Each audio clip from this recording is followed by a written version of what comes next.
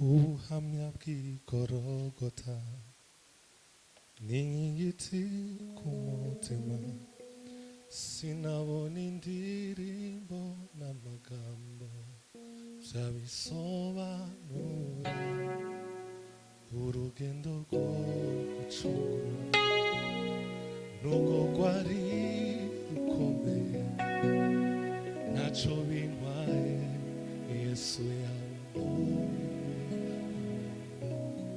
ntacyo bintwaye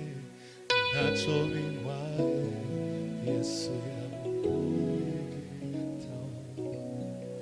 Gorigota yambambiye umukiza yabikoze utazicukora kuri wewe ari kivume kuri njye n'umucunguzi umwana w'Imana kuri njye n'umucunguzi umwana w'Imana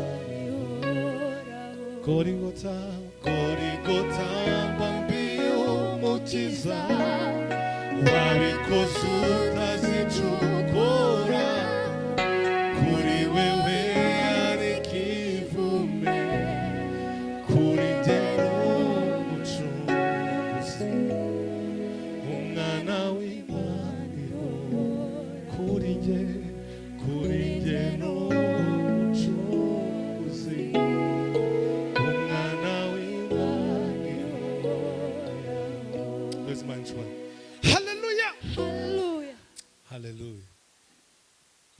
Tunejejwe no kuba hano aka kanya dushimira abayobozi babashe kudutumira Imana ibamugisha.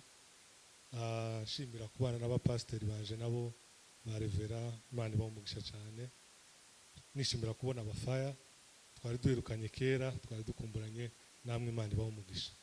Twishimiye no torero n'abantu bose bari hano Imana ikomeze kutugirira neza.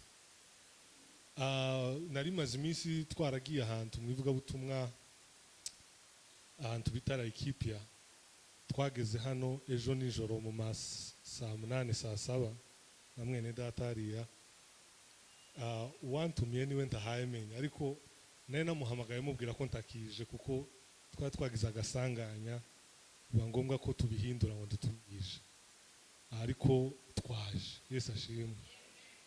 Narambwiye ati nagize aka accident none sinza arambwiye ati wewe uze ushira intebe hano imbere wicare ariko utuganirize numva afite inyota ndavyizera docteur ari yamvuye none Imana ishimwe ko twaterana. Rero twishimiye kuba Imana yabidushoboje ivyo twari twagiyemo nivuga butumwa kwa gatanu twaza tuganiriza abana bo muri university bita la Ikipia University abahazi main campus turangize kwa gatandatu duhura n'andi magroupe tuja kuvuga ubutumwa handi tuja gusangira n'abandi bana b'imfuzi aho twakoze ibikorwa byiza muzukuri dushimira Imana ko yabidufashije n'ababiteguye Imana ibamugisha wenda abo twajanye bamwe ntibaragaruka ariko Imana ibamugisha cyane. Rero tugiye kuganira ijambo ry'Imana nkeneye ko tuza kwiga nkunda kuvuga ngo sinkunda gusoma cyane ariko no munsi turasoma. Rero pasiteri Yegimaya araguma dusomere Bibiliya kugira ngo tubashe kumva message Imana yabashe kuduha afata ikinyarwanda niturangiza dukomeze tugubwe neza mu mwami. Wayibonye? Sawa reka dusome Bibiliya tugende mu gitabo ca Yohana vuba gice ca 11 umurongo wa 25 na 26. Yohana 11 25 na 26. Pasiteri wo dusomera Yohana 11 25 kugeza kuri 26. Yes. Reka dusome. Yesu aramubwira ati ninjye kuzuka n'ubugingo. Yes. Unyizera naho yaba yarapfuye azabaho. Kandi umuntu wese ukiriho unyizera ntazapfa iteka ryose. Yes. Mbese wizeye ibyo? Baza mugenzi wawe se wizeye ibyo? Mubaze wizeye ibyo? turaza kuvuga hejuru y'ubwoba, kubera yuko abantu bafite mu mitima yabo ubwoba bwinshi, kandi ndakenera ko mu nyumva none bebe tubane.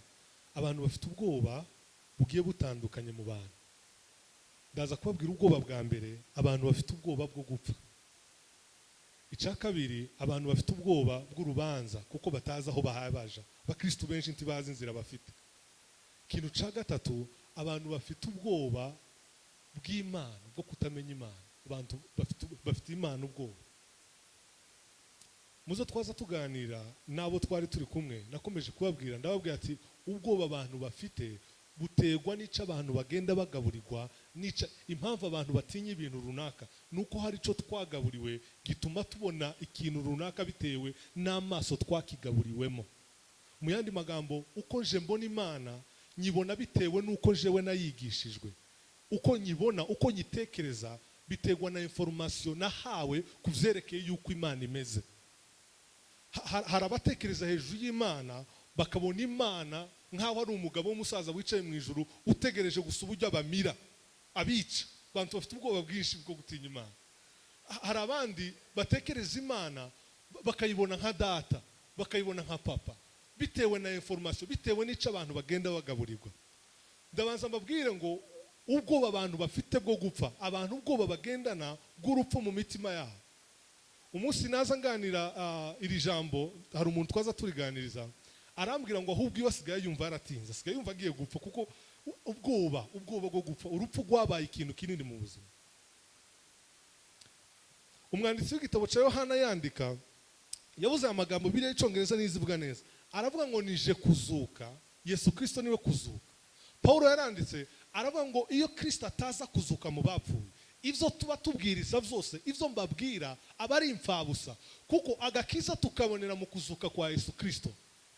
Umwanditsi yaranditse aravuga ngo mu gupfa kwiwe niho twabashe kubabarirwa ivyaha, ariko mu kuzuka kwiwe niho twabashe kwakira ubuzima bw'Imana.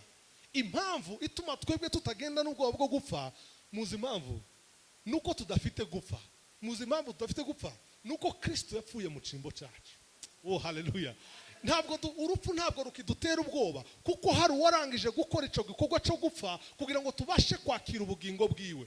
Impamvu tutumva Kristo nuko tuba twikuraho Kristo yakagombye kuba ari, tukahishira, twibonera mu byo turi byo aho kwibonera mu carico. Kuko igituma tuba turi buno munsi nuko hari ico Kristo yabashe gukora igorogota. Mwene data yabivuze neza, aravuga ngo impamvu ngo ba Kristo twebwe ntabwo twopfa kabiri, ntibishoboka, kuko urupfu rwa mbere twararurangije, twararupfuye. Ubuzima tubayemo, Paul yaravuze ngo it's the life of the Son of God, ni ubuzima bw'umwana w'Imana. Iyo rero turirimbira Imana twishimye, muzi ukuri byanejeje kuramya Imana kuri hano hantu gutandukanye nuko nabitekerezaga. Iyo turamya Imana dufite fondasiyo kumenya yuko hari aho twapfiriye. Umwanditsi aravuze ngo twapfanye nande, ngo na Kristo Yesu, ngo ntabwo ari twe turi, ahubwo ninde, ni Kristo muri twebwe. Ubuzima bwacu ntabwo tukibubara nk'ubwacu, kuko bwahinduwe. Uko tugenda, ko turagenda mu cimbo cya Yesu Kristo, we are the ambassadors. Twabaye abambasaderi b'ijuru, turepresenta umugabo umwe wapfuye kugira ngo twebwe tubashe kubaho. Yesu Kristo ngo yarinjiyega Marita na Mariya, arazangira ngo Marita aza kumusanganira, atangira kumubwira amakuru y'ivyabaye. Noneho Yesu Kristo aramubwira ati se wewe uyu nguyu araza kuzuka, ntugire ikibazo, arasinzira. Marita aramubwira ati nkeka turabizi nyine ko azazukana n'abandi gihe bazazuka. Kristo aramubwira ati ntabwo ari izo mpaye mvuga. Dufite ikibazo yuko Bibiliya dusigaye dukenera kwisobanura bivanye n'amarangamutima yacu. Umuntu akamubwira ngo yengo nje ngo kuzamzumva. Bibiliya si ukuzumva, ahubwo Bibiliya ni ukwivuga. Bibiliya titwoyisobanura bivanye nuko tuzumva, titwoyisobanura bivanye n'amarangamutima yacu, tuyisobanura bivanye nuko iyo yonyine yivuga. Iyo Bibiliya yisobanuye, iyo ivuze ikintu, Bibiliya gisobanura, ifite imbaraga yo kwisobanura yonyine. Ntabwo tubwiriza izo twebwe twumva, tizo tubwiriza uko twe tubibona, tuvuga uko Kristo yabivuze. Marita yaje kumusubiza, aramubwira ngo je uko mzumva nyine azazukana n'abandi gihe bazazuka. Arambwira atoya, nimba Kristo yarazutse mu bapfuye, Paulo yaranditse ngo nono ngo twicaranye nande, ngo na Yesu Kristo. Urupfu ntabwo rugidutera ubwoba bene data, ntabwo tukigenda n'ubwoba bw'uburupfu. kubera ko twapfanye na Yesu Kristo tugenda dufite ubushize bw'amanga. Hari ico twamenye, hari imbaraga zidutuyemo. Haleluya. Abantu dukunda kugaburira ibigaragara, dukunda kugaburira ibifatika, dukunda kugendera mu buri. Uzareba ikintu dufataho umwanya munini twinvestingamo mu buzima bwacu n'uyu mubiri tureba.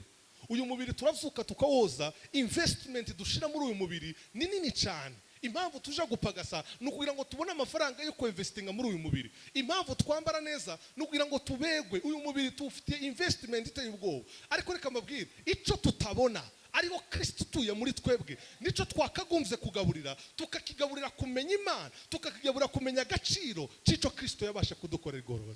Duheze Imana incuba. Hallelujah. Investment dufite ni ibigaragara, nibyo tubona. Ubu Kristo bunyine abantu basigaye bafata dimension y'ubu Kristo bivanye n'ibintu biri materialistic, ibintu bigaragara, ibintu bifatika. Ubu nyine ikanisa rikomeye dusigaye turirebera ku nyubako nyinshi ariko atari kuri doctrine n'inyigisho za Yesu Kristo. Competition hari ni kanisa rishushe, gushuha gatwa tuvugaga su kumenya Kristo kuri mu bantu, gushuha twa tuvuga suko nguko. Abantu bafite imyumvire itandukanye n'ici ijambo ry'Imana ritubwira. Jo bundi hari wanyigera arambwira ngo hari umuntu wafashije, ndamubwira ati yakubwiye gute? Ngo yarambwiye numuvuga gutuma muzi mwese simuvuga. Ngo yarambwiye ngo yoba ngo Imana ngo yoshize ngo ivyaha ngo vyaba Kristo nkabishira mu duhanga twabo. Ngo ntawoza mu ikanisa. Namubwira ati nuwo ngo nawe ntiyoza mu ikanisa. Nawe ntiyoza. Guhagarara kuvuga ngo Imana ngo ibashire ngo ivyaha kuduha. Ninde hano woza mu ikanisa ibashizeho udo? Ninde hano woza? Naza mbaza abanyeshuri muri university ndabaza ngo se n'ibyaha bingahe biba bikenewe kugira ngo umuntu abe umunyabyaha? Bingahe? Ninde musubiza? N'ibyaha bingahe ukeneye bingahe? Kimwe. Oya yegereka mbatangaze nta na kimwe. Tukeneye gukora icyaha kugira umunyabyaha. Wamye uzukura umupagani. Twamye tuvuka turi abapagani twese. Ukuntu mwamunde. Twavutse turi abapagani. Ukuntu mubizi. Tukeneye icyaha kimwe, tukeneye icyaha kimwe. Wamye uzukura umupagani kubera Adamu. Nukuvuga ngo position y'ico turico nico turimo nituma tubabo turibo. Anti muzumvishije. Ntabwo twahindutse kuba abanyabyaha kuko twagiye tubikora, ahubwo nuwo twisanzemo ari we wa wundi wagikoze ari wa Adamu. Impamvu rero ducerebra tukaririmbira Imana tukayishimira nuko noneho turi mu yindi position. Haleluya. Paul yaravuze ngo yadukuye mu bwami. Umve ni position. Yadukuye muri iyi position ngo aratujana, ngo tujana mu bwami bw'umwana wayo kunda ari wende, ari we Yesu Kristo. Icyahindutse ni position. Ikibazo dufite dusigaye dukenera guhindura ibikogwa mbere ko duhindura position. Kuko murazumva? Position ni dahinduka ngo duhindura imitekerezo. Umwagarikizi yasomye Paul yandike Abaroma arababwira ngo noneho muhinduke rwose mugize iki imitima mishasha. Manifasho kugira tubashe kumva. Tutarakizwa hari inzira twagenderagamo. Impamvu bunyine n'ijambo ry'Imana abantu basigaye babwiriza amakurusede, abantu tibagikizwa. Message y'ico Kristo yakoze ntabwo ari ikivuga. Abantu basigaye babwira abantu ngo bahinduke kugira ngo baze kuri Yesu, aho kugira ngo abantu bakire Yesu kugira ngo bashe kubahindura. Twataye icari kubanza arico kumenya yuko twapfanye na Kristo tuzukana nawe. Igituma abantu bava mu byaha nuko bamenye yuko bapfuye ku cyaha. Oh haleluya. Twaza tuganira n'abanyeshuri bamwe bakambwira ati jewe maze iminsi naraboshwe akagenda ambwira ibintu byinshi byamubosha. Noneho benshi ba pastor bakagenda kuri ba pastor akababwira ati none ndagira utu pastor akambwira ati unafaa uchukue siku 40 za kufunga na kuomba. Undi akamubwira ngo vitu 7 za kuua, tabia. Ta vitu 10. Undi na akamubwira ngo unafaa ununue anointing. Praise Jesus. Bakundeza iki. Unafaa ununue anointing ukaza. Uzasigwa amavuta ashire bagusiga amazi ashire. Ubu nyine basiga gurusha n'imyunyu iva muri Israel. Imyunyu ifite imbaraga. Ivu n'imyunyu bakayijya abandi amavuta amazi. Ivyo ni narababwiye mu gitaramo mushize abo twari turi kumwe. Ndababwiye ati ubu nyine abanyafrika twabaga mu buzima bwo kuraguza. Bwo kuraguza tukagenda kuraguza niyo yari religion yacu. That was our religion. Tukaja kuraguza none umupfuma akakubwira ngo ukeneye inkoko y'umweru cyangwa ukeneye amagatatu n'ivyo bintu batubwira tukabizana. Ivyo bintu nivyo biri mu makanisa. byahinduye isura gusa tukibikora twambaye amashara ngo tugire shaka dusigaye twambara costume ariko tukaraguza tukabwira abantu ngo ukeneye ibintu bine kugira ngo Imana ikwibuke. Reka nkubwire, Imana izi kwibuka, yaguciye imanzi mu kiganza cyayo, nta nari mwizigere kubagirwa. Ibintu bitanu wowe ukeneye ntabyo, ukeneye ni Yesu, icya kabiri ni Yesu, icya gatatu n'icya kane n'icya gatanu ni Yesu Kristo. Ukeneye kumenya Yesu Kristo, ukamenya icyo yakoze, ukagira confidence zo kumukorera. Impamvu tubikora, impamvu tuvuga ubutumwa bwiza tutikandagira, reka mbabwire, Yoba nabwirizaga bivanye n'ubutumwa bwiza bwanje jewe nanditse cyangwa ivyo bivo sinonahagara hangaha mwontera amabuye. Ariko impamvu tuvuga bino bintu dufite ubushizi bw'amanga tutikandagira nuko ubutumwa bwiza, haleluya, atari ubwacu ahubwo ari ubutumwa bwiza bwa Yesu Kristo. Icya kabiri, reka tubanze dusome mu gitabo cy'Abatesalonike kugira ngo tubase kumva kino cyo gupfa. Abatesalonike ba mbere ni igice cya 4, banyihangana kugira ngo twihute. Haravuga ngo, brothers and sisters, we do not want you to be uninformed about those who sleep in death, so that you do not grieve like the rest of mankind who have no hope. For we believe that Jesus died and rose again, so that we believe that God will bring with Jesus those who have fallen asleep with him. Ubu nibwo butumwa bwiza Paulo yabwiye. Ntabwo twebwe tuganya, ndabizi muri no minsi dufite impfu nyinshi iwacu ibihaye biba. Paulo abwira Abatesalonike, arabwira ngo twebwe ntabwo tuganya nk'abatazi, ngo kubera yuko ngo tuzi ibintu bitatu bikomeye cyane. Gucambere ngo nuko Kristo ngo yapfuye, haleluya, ngo arazika, arangiza arazuka. Ubutumwa bwiza tubwiriza ni ivyo bintu, nuko Kristo yapfuye, aje kuzimu, arangiza kuva kuzimu, arazuka, akaba yicaye iruhande rw'Imana. No, ntabwo yicaye wenyine, ngo twicaranye na Yesu Kristo. Oh haleluya, twicaranye na Yesu Kristo. Tarufu. Reka dusome irindi jambo, igitabo cy'Abaheburayo igice cya 2 umurongo wa 14. Abaheburayo igice cya 2 umurongo wa 14, ndagenda soma nihuta. Reka dusome umurongo wa 15. Haravuga ngo, and free those who all their lives were held in slavery by the death of prayer. Nuko ngo Yesu Kristo gikorwa akaze ngo yaje kudukura babandi ngo bari mu bwoba bw'urupfu. Abafite ubwoba bw'urupfu na bataramenya uwo Kristo Yesu ari we. Nimba ukagenda mu buzima bwawe ukagenda udafite confidence y'icurico, ntabwo urakamenya yuko Kristo yapfuye, arazuka, akaba yicaye iruhande rw'Imana. Ubwoba tugendana n'ubwiki nubwo kutamenya icyo Kristo yabashe gukora ku bwacu. Agaciro dufite nakiki nuko Kristo yapfuye, arazuka, tukaba twicaranye nawe. Umurongo wa nyuma, Timoteyo wa 2, naho ndangiriza. Timoteyo wa 2 igice cya mbere umurongo w'10.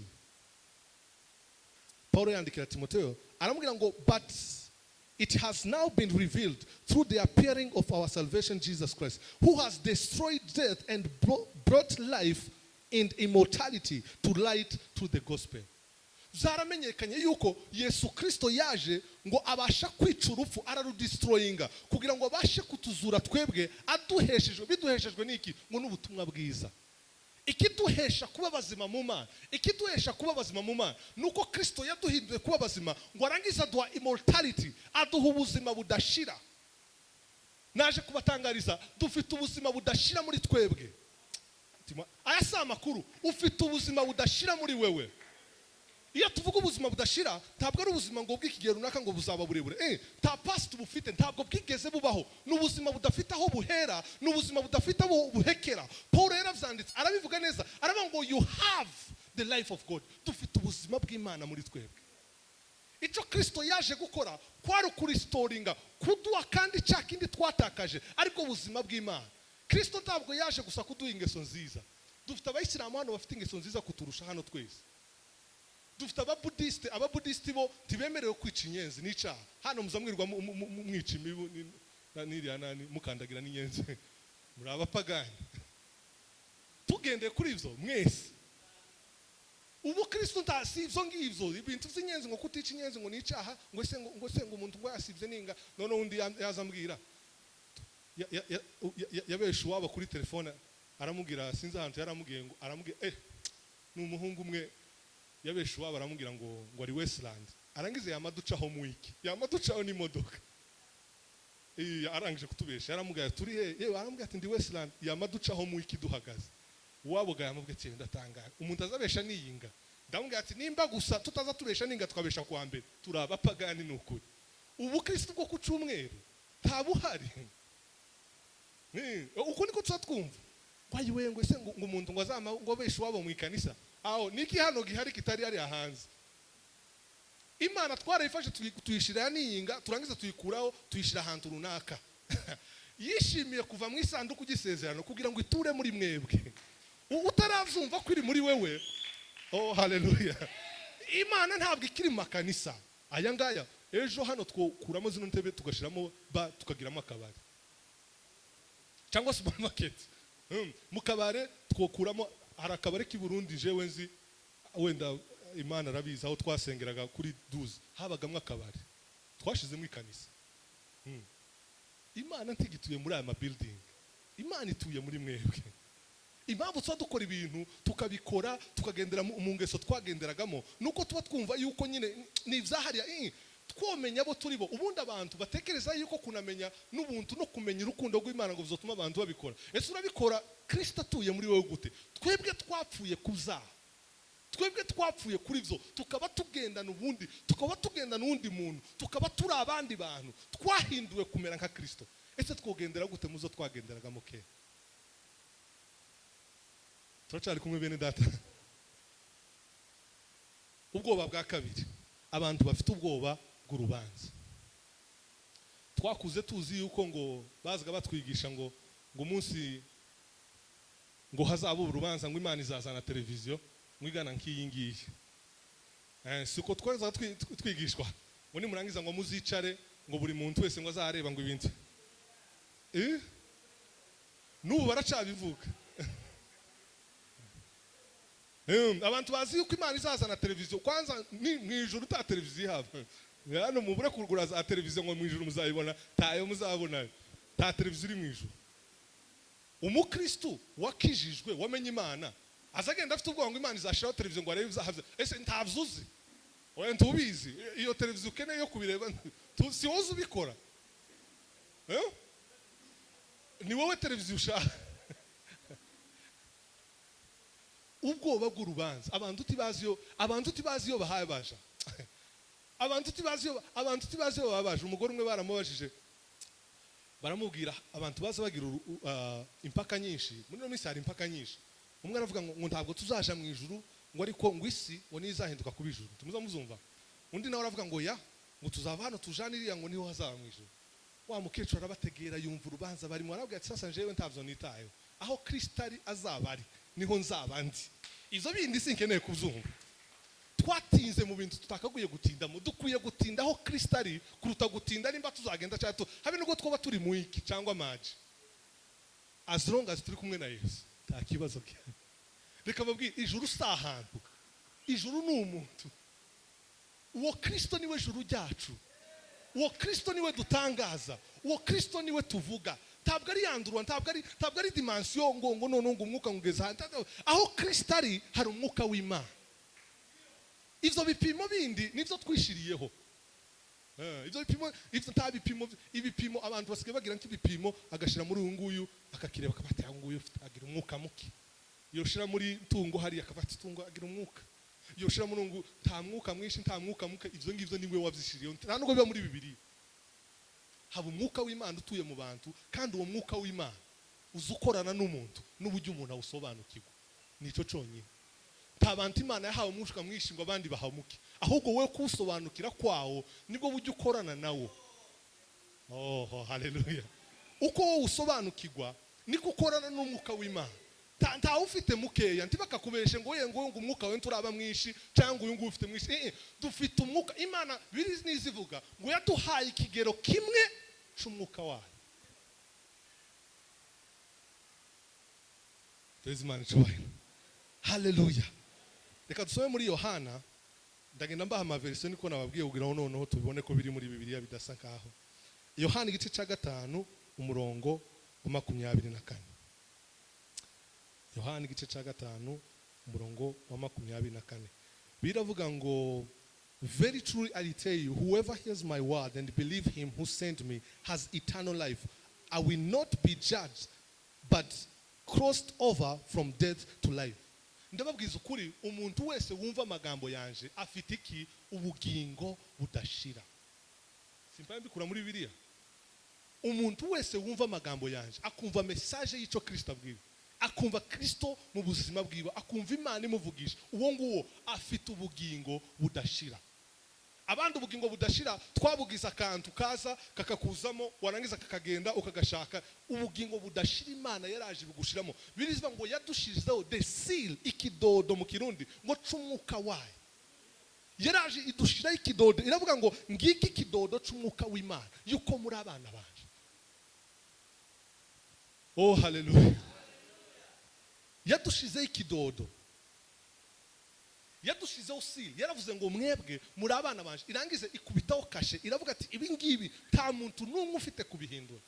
Paul yaranditse aravuga ngo bantu, iyo umuntu wari wese ari muri Kristo Yesu ababaye iki? Ababaye icare mwigisha. Aravuga ngo nta rubanza noneho, there is no condemnation. Nta rubanza. Oh bwira mugeza ngo nta rubanza. Nta rubanza, nta rubanza. Kuba ari hehe? Kuba ari muri Kristo Yesu. Oh hallelujah. Nta rubanza, nta rubanza. Twebwe turi muri Kristo Yesu, nta rubanza. Ubwo bwoba uzugendana n'ubwiki, nta rubanza rukuriho. Urubanza ruri ku bantu bataramwakira, urubanza ruri ku bantu bataramumenya. Twebwe twamumenye, nta rubanza. Nta rubanza tugenderaho, nta televiziyo ifite kuzaza. Televiziyo n'umutima wawe urabizi. Nta rubanza ruzacigwaho kuko turi muri Kristo Yesu. Impamvu atari urubanza ni ukubera ko position turimo ari Kristo Yesu. Sinzi ko mwamubibona. Bibiliya yose izivuga gusira ijambo ikavuga ngo in Christ, muri we, muri Kristo Yesu. Impamvu atari urubanza suko rudahari. Reka mbabwire, abisi bafite urubanza, ariko twebwe impamvu tutarufite nuko turi muri Kristo Yesu. Position twagiyemo ntitwemerera kuja mu rubanza. Tabwo Imana izaduhamagara bapagani n'abamwizi kwanza se tuzahurira he? Kuko twicaranye na Yesu Kristo, ntafite kutumanuka. Oh hallelujah. Tarubanza kubamwize, kuba ari muri Kristo Yesu. Yadushize ikidodo ciwe, atwitabiwe. Yohana tukiri, reka dusome Yohana wa mbere. Muramba bari nasomye cyane ngira ngo ntaco bitwaye. Aho Yohana wa mbere igice ca 4 umurongo wa 17. Paul arandika aravuga ngo this is how love is made complete among us, that we will have confidence on the days of judgment. Ukuni kurukundo ngira ngo gwabaye perfect muri twebwe kugira ngo tiyakagire kucibwaho urubanza ku munsi w'urubanza. Urukundo rw'Imana niko gwabiteye kugira ngo twebwe twayimenye, twebwe twahindutse kuba abana bayo, ntiyakabeho gucigwaho iki? Urubanza.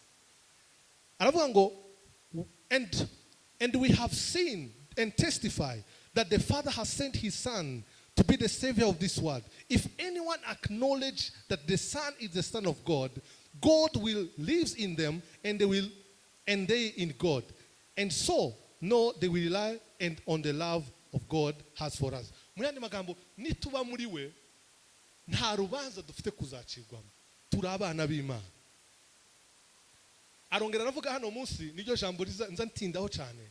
Aravuga ngo ukwari ngo natwe niko turi uno munsi wa none. Uko Kristo ameze, uko Kristo ari, niko nawe umeze uyu munsi wa none. So turirimba indirimbo tuvuga ngo kandi uko ukunda umwana wayo ngo niko naje kunda, tukumva nk'amagambo. Ubitekerezeho, uko Imana ikunda Kristo niko nawe gukunda mwene data. Umunyeshuri umwe yaranyegeremo, twari turi kumwe ndangije kubwiriza, ambwira ijambo. Arambwira ati nari maze iminsi nja gusenga ariko bikananira, kumva nyine Imana connection yaratakaye, kumva Imana yagiye kure. Nibwo buzima abantu babayemo abakristo benshi. Kubera iki? Kubera yuko niko batekereza. Ariko arambwira ngo ndangije kubwiriza tiyumvishe ngaho hari ikintu kimuvuyeho kigwa hasi. Yabimbwiye ari mwararira, afite amosoze, kuko yageze ahantu atahura yuko Imana ntabwo idukunda bivanye nuko tuyikunda. Imana ntabwo idukunda bivanye nuko tuzi kuyegera. Imana idukunda kuko ari urukundo, niyo natire y'Imana kudukunda. Ntabwo bivuna Imana kugukunda kuko yakuremye kugira ngo igukunde. Abantu benshi twibaza ngo ese kubera ko Imana yakuremye, Imana yarakuremye kugira gusa ngo igukunde, ikwishimire. Niyo ntego y'Imana. Twaremwe n'Imana kugira ngo dukundwe nayo. Oh haleluya. Twaremwe n'Imana kugira ngo dukundwe n'Imana. None umwanditsi aravuga ngo uko ari mu ijuru, uko ari niko natwe tumeze muri iyi si. Tumeze nka Yesu Kristo, dufite ishusho ya Yesu Kristo. Impamvu ibitangaza bitagikorwa mu makanisa, nta bintu bikiba, ibintu vyabaye idini, ibintu vyabaye kutagira mu buzima, no kubera iki ntitugishurirwa agaciro k'icinumwa cyazabwirizaga, ariko kumenya Kristo n'igikorwa yakoze. Petero igihe yabwirizaga ngo yabwirije ngo wa wundi mwabambye, abwiriza nde? Abwiriza Yesu Kristo. Nta bundi butumwa twahamagariwe usibye kubwira abantu ko Kristo ari muzima mu buzima bwacu. Oh haleluya. Kristo ni muzima muri twebwe. Kristo ariho muri twebwe. Woye kugira ubwoba bw'urupfu, woye kugira ubwoba bw'aho uzaje, woye kugira ubwoba bw'urubanza, kubera yuko hari wagiye mu rubanza mu cimbo cawe kugira ngo ubashe guhinduka umwana w'Imana. Oh beli delezaz. Mwoye kugira ubwoba. Ubwoba n'ubwiki? Mufite ubwoba bwiki? Dufite wagiye mu cimbo cacu mu rubanza. Ubundi iyo umuntu yakoze ikosa hari ukuntu biza bigenda. Bazamujana mu rukiko, wa muntu wakoze ikosa akazana umuntu bita ngo ni advocate, umuvugizi. Wa muvugizi akabwira wa wundi wakoze amakosa, akamubwira ati sasa wewe uceceke ntiyagira ikintu uvuga. Nijuza kuvuga mu cimbo, wowe uceceke. Ukamwishura ukagenda ugaceceka ukicara hari. Umuntu ucurubanza akakubwira ati wewe wishe umuntu warivye wakoze ibinibi. Warangiza wowe ukavuga ngo ntavyo nakoze. Wa wundi wazanye akaba ari uhagarara mu cimbo cawe akavuga impamvu wowe udakwiye guhanwa n'ico cyaha. Ivyo nivyo Kristo yadukoreye. Twebwe twarabo kwicwa, Paulo yaravuze ngo twari dupfuye tuzize ivyaha vyacu. Iyo nakenshi tuvuga ngo nje ngo nahaye ubuzima bwanje Imana, ntabwo wari ufite, wari upfuye uzize ivyaha vyawe. So tubishekerera tugasanga hari ukundi kuntu twari tumeze. Twari dupfuye, nta buzima. Ati mimi nimepewa maisha yangu Mungu. Maisha gani? Tayo wari ufite. Wari upfuye uzize ivyaha vyawe. Twari dupfuye, nta buzima twigeze duha Imana, ahubwo Imana niyo yaduhaye ubuzima bwayo. Nta nubwo dufite twoyiha usibye Imana yonyine ifite ubuzima yotanga, kuko Imana nibwo buzima bwacu. Oh haleluya. Yagiye mu cimbo cacu. Turacari kumwe bene data. Cyangwa rero yazabaye nkiya mwataka. Yafashe icimbo cacu ahagararaho twari guhagarara. Arangiza aravuga ngo abangaba bahindutse kubabera. Fasha ivyaha vyabo, mpindutse kubicaha. Paul yaranditse aravuga ngo utarigeze kumenya icyaha ngo yagize gute, ngo yahindutse icyaha kugira ngo tubashe kubiki gukiranuka kwiki kw'Imana. Kuba gukiranuka apana ngo twakire gukiranuka kw'Imana, ni identity. Twahinduwe abo twari turibo, twahindutse abana.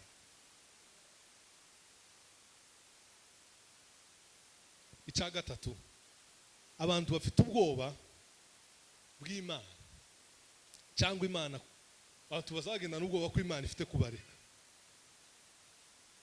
Abantu ko turagerageza ngo Imana naza ntegera indirimbo na mwene data hariya, nakunze abaririmbyi hari ba Eva n'abandi baturimbiye bagize neza.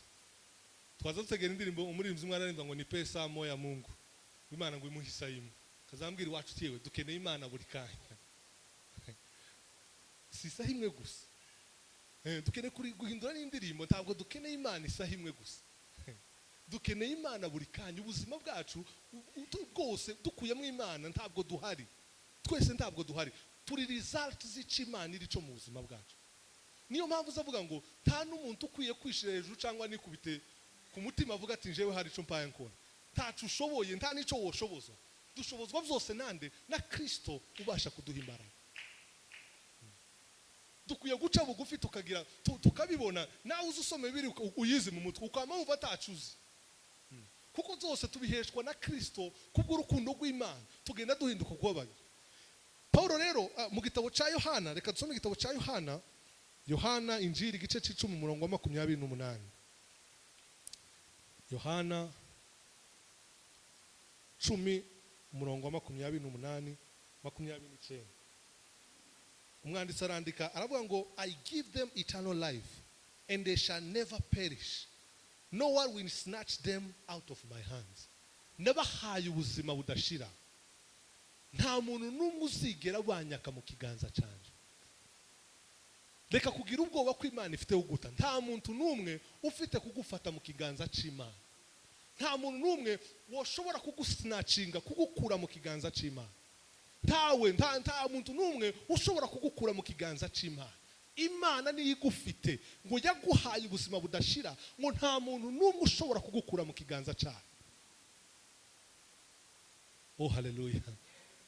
Nta muntu n'umwe ushobora kugukura mu kiganza cy'Imana. Yatwanditse mu mutima wayo, turimo ntabwo tunyeganyeza, tunyegezwa n'ibitubaho. Ico tunyeganyeza cyo yakinyeganyeza Imana kandi ntigishobora, kuko ngo yadushize muri we, muri Kristo, ngo turi muri Kristo mu Mana. Ntabwo gusa Imana, turi muri Kristo mu Mana, twahishwe mu Mana. Dukwiye kubimeditaho tukabitekereza. Ibi bintu bizotuma twishima, tukagira amosozi, tukaririmba, tudategereje ikindi kintu kimanuka, tukumva ibyishimo biraduhagije kumenya yuko twashizwe mu kiganza cy'Imana kandi ngo nta muntu n'umwe ufite kudukuramo. Ibyo twokora byose tibizoduhesha kuba mu kiganza cy'Imana, usibye Imana yonyine yadushize mu kiganza cyayo.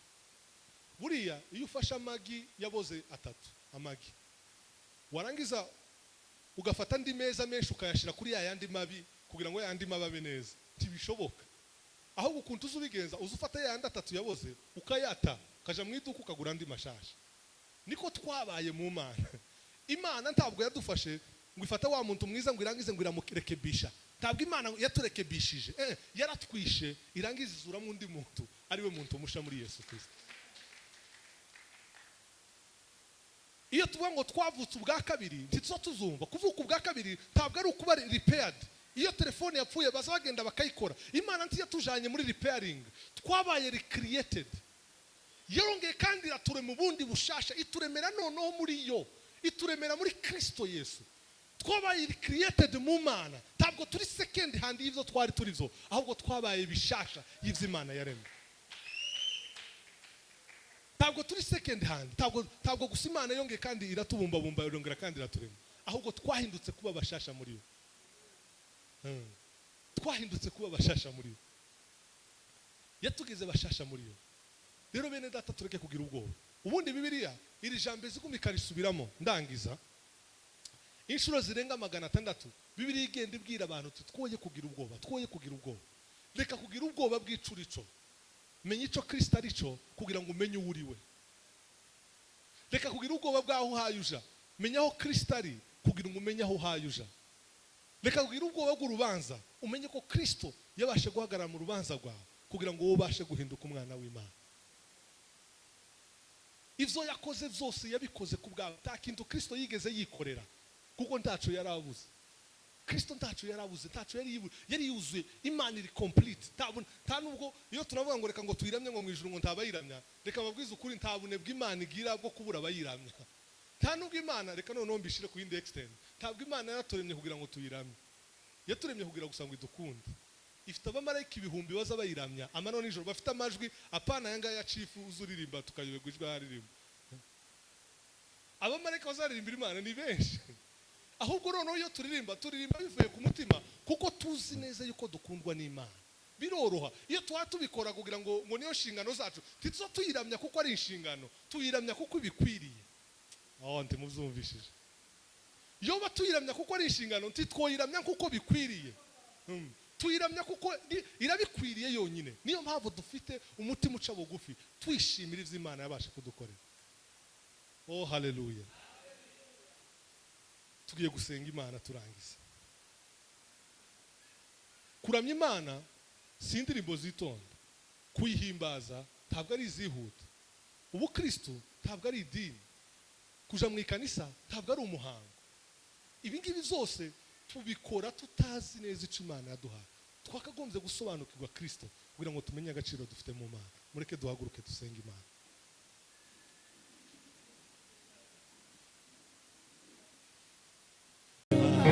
wese Imana icyubahiro bwawe. Haleluya. Hallelujah. Turaguma tunongoneze buhoro buhoro.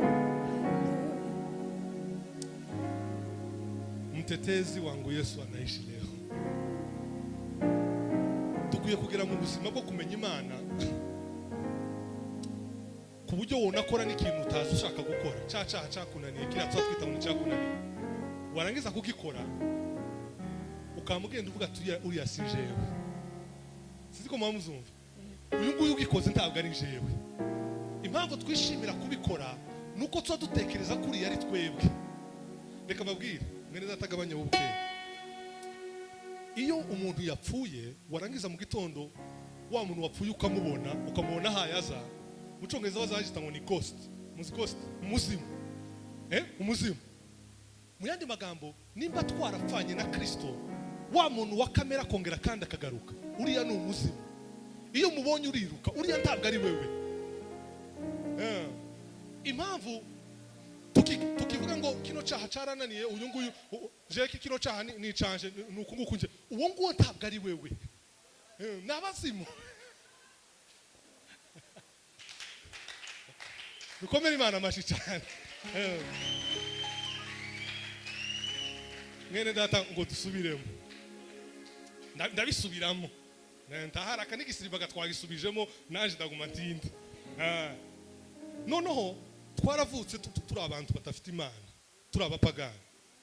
Noneho Kristo araza aravuga ati uyu muntu ntiyoshobora. Aradufata dushira muri we yamaje ku musaraba ari inigari yica. Arapfa. Tawishega Kristo. Birizwa ngo niwe wenyine ufite ububasha bwo gutanga ubugingo bwiwe akabwigarukana wenyine. Noneho turangize gupfa tuzukana nawe tuza dufite indi shusho isa nk'iya Kristo. Noneho tugiye tugakora uko twagendaga kera dufite ya programme ya wa muntu wapfuye uriya ni umuzimu ntabwo ari twebwe. Niyo mpamvu navuze ngo nubona kurakora nkuko wari usanzwe ukora uzavuga ntabwo ari je uri. Impamvu tubikora nababwiye ngo naza mbazwa nabo banyeshuri bamwe bakambaza mwene data twari turi kumwiriye umwe akambaza ngo none se ngo ko mfite ibyaha byananiye gukora kandi nakoze kimwe bibiri bitatu bine biranga. Reka mabwire nta bine bitanu nta birindwi nta munani.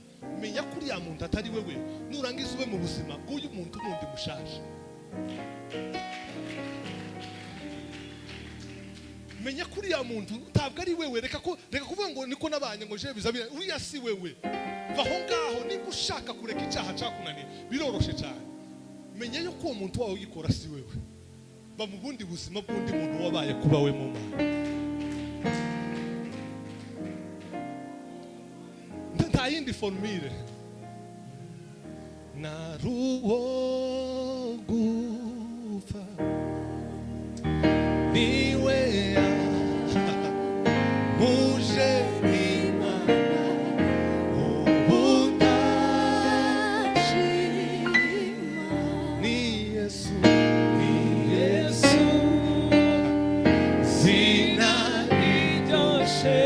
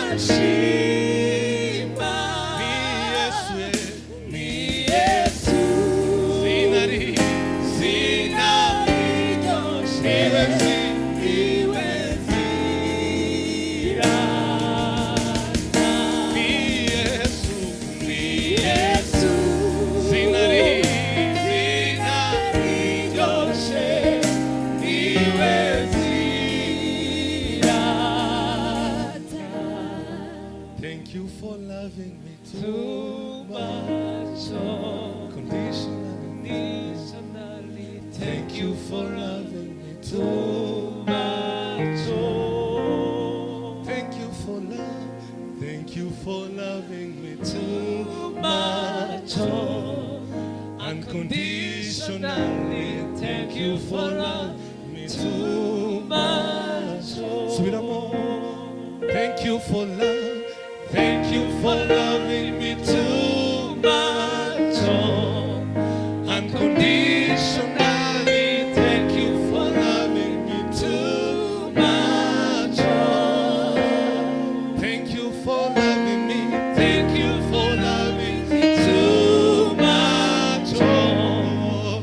unconditionally. Thank you for loving me too much. Jesus, you love me too much. Too much, Too much, excess love. MUGIHE. Jesus, you love me too much. Too much, excess love. Hallelujah, Jesus. Jesus, you love me too much. Too much, excess love.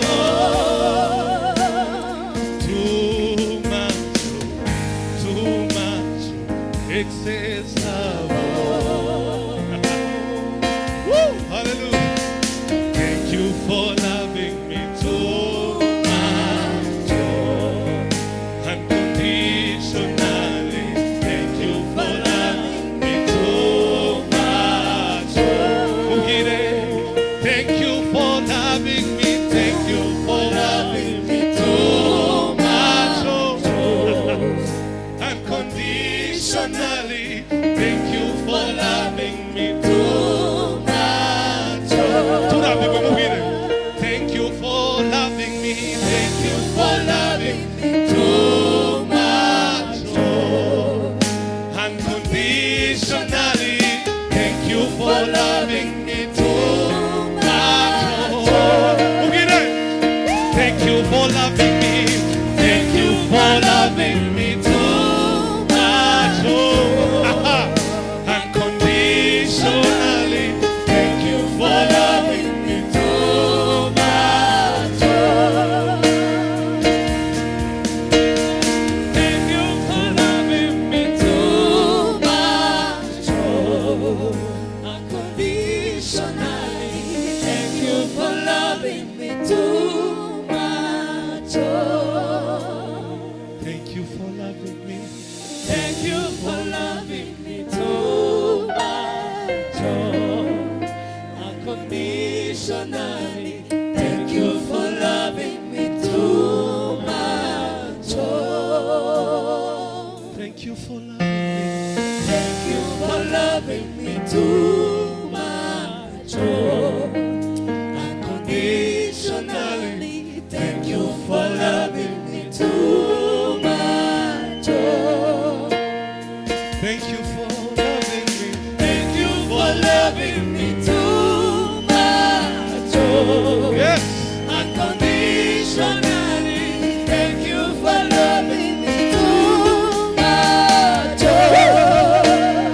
Thank you for loving me. Thank you for loving me too much. Unconditionally. Thank you for loving me too much. Thank you for loving me. Thank you for loving me too much. Unconditionally. Thank you for loving me too much. Thank you for loving me too much. Unconditionally. Thank you for loving me too much. Thank you for loving me too much. Unconditionally. Thank you for loving me too much. Thank you for loving me. Thank you for loving me too much. Unconditionally. Thank you for loving me too much. Thank you for loving me. Thank you for loving me too much. Unconditionally. Thank you for loving me too much. Thank you for loving me. Thank you for loving me. Thank you for loving me too much.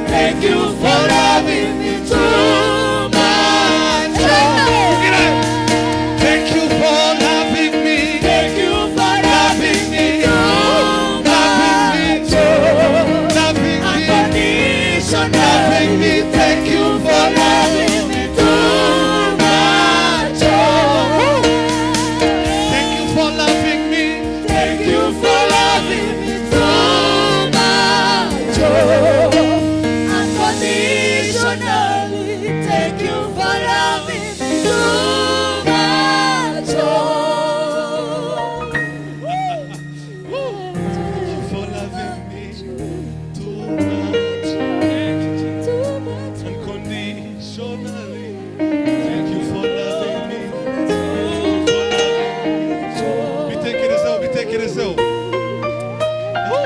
Thank you for loving me.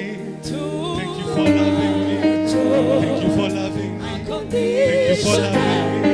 Thank you for loving me too much. Thank you for loving me. Thank you for loving me. Thank you for loving me too much. Unconditionally. Thank you for loving me too much. Hallelujah. Loving me. Oh, hallelujah, hallelujah.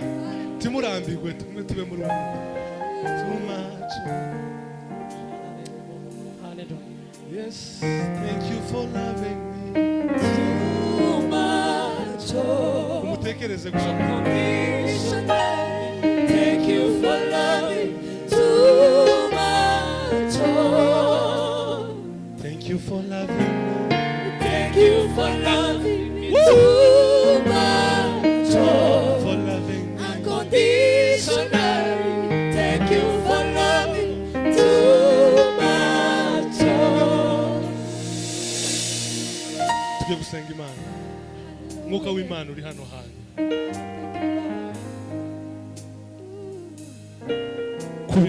kumenya urukundo rw'Imana, kumenya ko Imana igukunda ta conditioning. Urukundo rw'abantu rugira condition. Nzagukunda ariko nawe uzankunde, nzagukunda ariko uzampinga, nzagukunda ariko uri umwemera wacu, nzagukunda kuko uri uyu nguyu. Urukundo rw'Imana nta kintu na kimwe rudusaba. Rudusaba kuba twebwe gusa, rudusaba kuba twebwe. Urukundo rw'Imana dusaba kuba twebwe gusa, tukemera.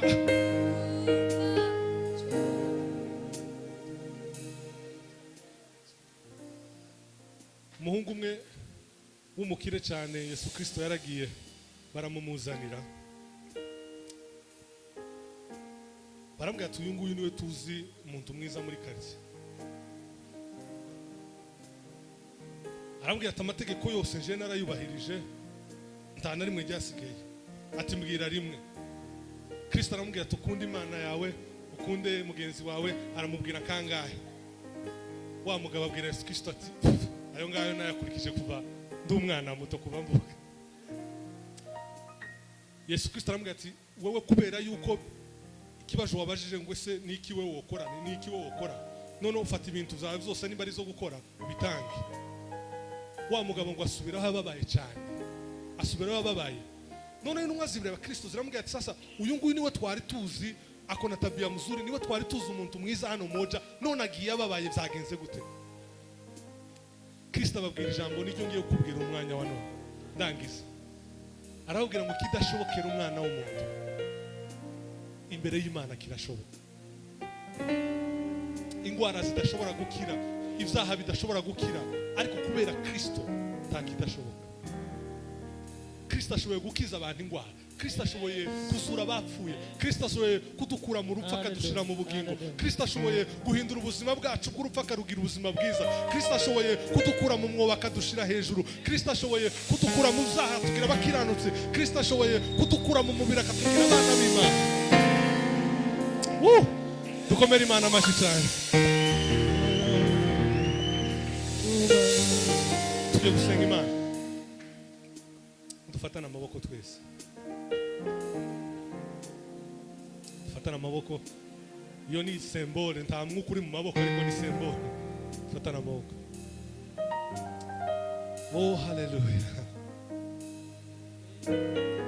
Thank you for loving so much, unconditionally. Thank you for loving me so much. Thank you for loving me. Thank you for loving me too much. Unconditionally. Thank you for loving me too much. Tujye gusengera, usengere mugenzi wawe. Imana imuhe guhishurirwa Kristo cyane. Tidusengere processes. Icyo cyonyine guhishurirwa Kristo birakiza ingwara ziri mu bantu. ibitangaza birakoreka mu buzima bwacu. Ntabwo ari histoire abantu iyo gatutashyizeho umukungaga ngo twiterere bazumva ntagitangaza cyo. Ayo maboko yawe arimo imbaraga, arimo Kristo. Reka nkubwire, Imana ntikora bivanye n'umwanya dutinzemo twaye tuyisaba. Imana ikora bivanye n'umwanya igutinzemo, yayikora mu buzima bwawe. Mana mu izina rya Yesu Kristo. Oh, adebaserere. Mu izina rya Yesu Kristo. Icyifuzo cyacu ni ukugusobanukirwa mu buzima bwacu. Ubwoba ntabwo bufite imbaraga mu buzima bwacu. Fear is never our portion. We will never walk in fear. We will not walk in fear, in lack. Fear is not our portion. Fear of the unknown, fear of death, fear of judgment. We are more than conquerors through Jesus who strengthens us. Power is our portion. Healing is our portion. Salvation is our portion. We are unshakable. We are unmovable. We are unmovable. There is nothing that can shake the salvation that is inside of us, God. Woo! There is a greater. Greater is he that is in me than he that is in the world. Greater is he that lives in me than he that lives in the world. There is a power of the Holy Ghost in me. There is a power of God in me. There is a power of God in me. The power that cannot change. The power that cannot change. The power that cannot change. Aha!